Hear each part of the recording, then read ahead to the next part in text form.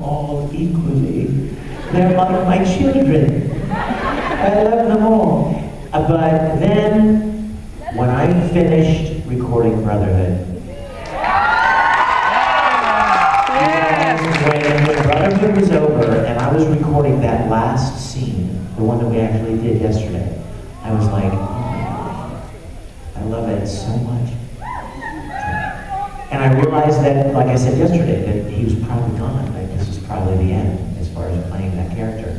And from that point on, I was like, okay, I will have to admit from now on that Ed is my favorite character that I've ever played. However, I will also admit that Tamaki is a very close second place. Oh, I love Tamaki so bad. Like, in an unnatural way. This is Mandy. Oh, Mandy! And You look so lovely today. Mandy's birthday is next week, and her one wish is to have Vic sing happy birthday to her. Come here, Mandy. Okay, I'm going to sing happy birthday to you, but I don't know if you've ever had 200 or 300 people sing happy birthday to you, have you? Well, that's about to change. Everybody, this is Mandy. Don't forget her name when we come to the part of the song where you go, happy birthday, dear. You remember? Mandy, here we go. Happy birthday to you. Happy birthday to you. Happy birthday, dear Mandy. Happy birthday to you.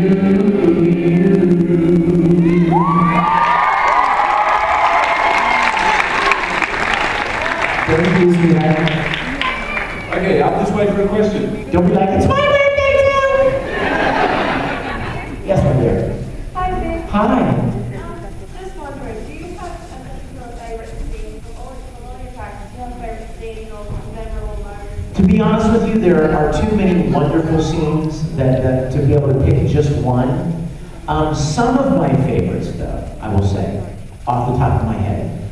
I always love the scenes where Ed is talking to Al, quietly, and you see that side of him that is not quite so smart now, not quite so arrogant, not quite so sure of himself. You know what I mean? I love those. Like, you know, he's like talking to Mustang. He's like, screw you, you know, Mustang, you know, and he's up in his face and he's being, you know, Colonel, you're an idiot, right?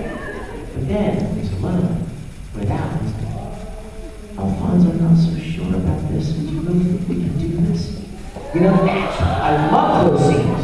Those, I love them. And then another thing is, in Oran High School, I love the episode where he meets Kyoya for the first time. And you find out all about Tamaki's home life and how horrible his family is and how he created the host club to have a family.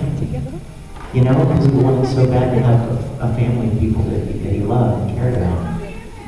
Huh? What? Absolutely, we are family. You know it. Yeah, so those are a couple of those kind of things I really love. Yes? We're up here. Peter! Up here. Get on in. Hello. Hello. In November, I gave you tokens with your name. Yes, in Brisbane. Yes. Yay! Did you show anyone there? Of course. What did they think? They loved them. I went home and showed, yeah, are you kidding? Everybody's jealous of me, you guys. I have to say that, and I say that with all humility. I really do. Everybody is so jealous of all the cool things that fans give me, the drawings and the board games and plushies, and I mean, you guys, I have a guest room in my house, okay? Yes, I have a 4-bedroom home in Houston, Texas. There's 1 bedroom that I sleep in. There's 1 bedroom that is a guest room. There is 1 bedroom that is a recording studio. And the 4th bedroom is this high with fan gifts. Because I can't throw them away. I know what they represent, you know? And so I'm so grateful and humbled by the kind gifts and things that people give me. Absolutely. They're jealous about the cool things that I get. You know it. Yes. So we're up here. So you can use your favourite new word. Would you like to now get Vegemite instead of chocolate? No! Oh, no! See, I have two words there. See what happened? I just doubled my vocabulary.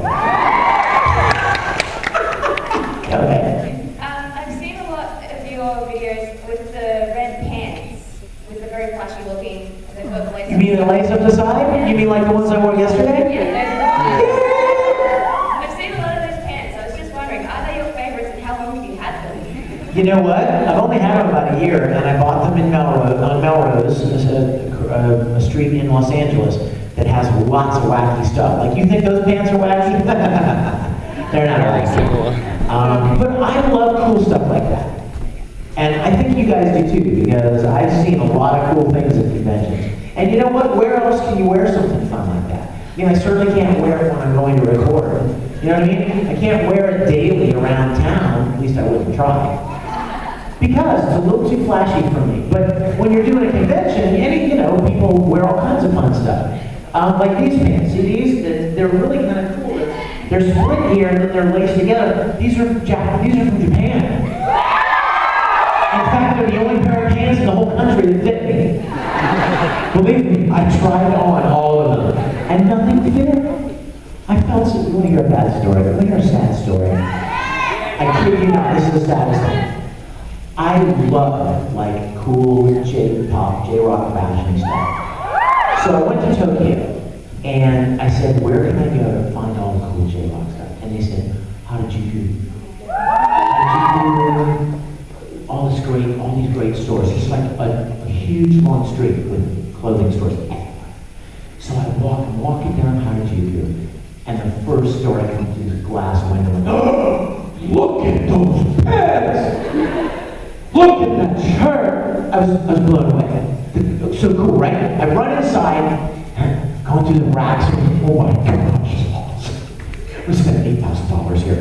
And I went into the dressing room. I couldn't get them over my thighs. I couldn't even get them on. The biggest size they had. I couldn't even get them on. I'm not saying they were tight. I'm saying I couldn't get them on.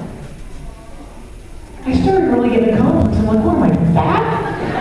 Right? I mean, I'm not a big guy, right? Here's what I figured. A lot of the Japanese guys are like this big around, right? They're real thin and trim, and so they don't make clothes. I went from store to store to store to store all day long and could not find anything that fit me. I was so sad because the fashions were amazing. And then the worst thing happened.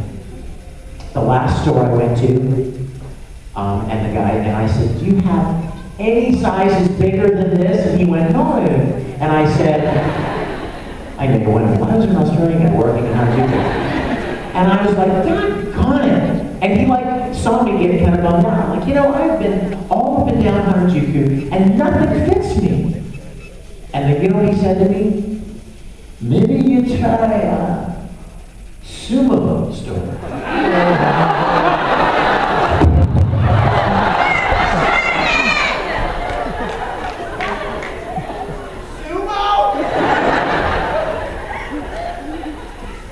And I just went, ooh, a Supanova store.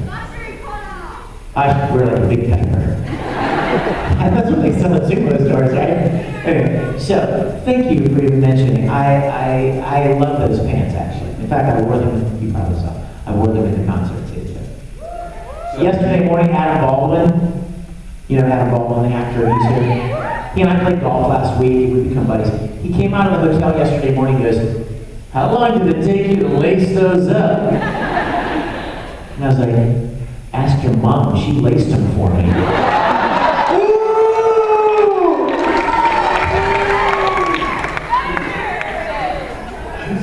So the next Supanova tour will have the Vic Mignogna clothing store on site.